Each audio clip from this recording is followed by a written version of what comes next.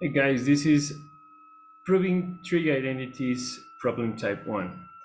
Now these people hold that calculating secant squared of an angle times 1 minus sine squared of that same angle will always be equal to 1. It doesn't matter which angle we're talking about. It doesn't matter which angle we're talking about. This calculation, if you can try in your calculator, it will always be equal to 1. So let's prove that. This is really similar than what you have been doing in the other exercise, in the previous exercise. But now you have to be able to say what happened and what kind of identity was used to make that possible. So I think that we can use this part of the left hand side of the equation that it's supposed to be true with a Pythagorean identity with this one, because if we modify it a little bit, we will be able to see that cosine squared of any angle equals 1 minus sine squared of that same angle. So we have 1 minus sine squared. We can change that to cosine squared. So I'm going to create a new row, and that will be secant, and I want to square it. Secant of x, that is the first part, and in parentheses, in between parentheses, I want a cosine squared of that angle. So as you can see here, the only thing that I did was using the Pythagorean identity. I changed the 1 minus sine squared to cosine squared. So I used the Pythagorean. Now,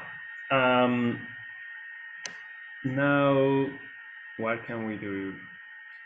Yeah, for this secant squared, I know that secant is the reciprocal than cosine. So maybe that will be useful. I'm sorry, that is not the one. Secant is 1 over cosine. But we have squares, you will say. Well, yeah, we have these 2 times, right? So this can be secant squared is the same as 1 over cosine squared, right? All right, so I'm going to validate. We have to validate each step. So yeah, that's valid. Now, 1 over cosine squared of an angle, is the same as secant squared. And this is the same. That nothing changed for the cosine squared. I only changed this part.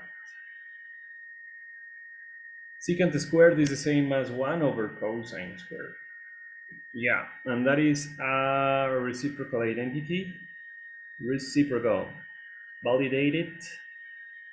Alex won't let you go any further if you don't check the steps, each step. So that is like a good thing, because you have to be sure that what you do is correct. All right. Now in the last part, look at what you wanna get. We're gonna get 1. So that is a good clue of what you're supposed to do next, because cosine squared over cosine squared is just 1, and we would have finished. Actually, that is what will happen. I'm going to write in here 1. I'm going to use my colors, and I'm going to select what kind of rule is this. This is just algebra. We canceled 1 number divided by itself is always 1, as long as that number is not 0. Validate, and if that is correct, then your proof is complete. Thank you, Alex. Let's check it.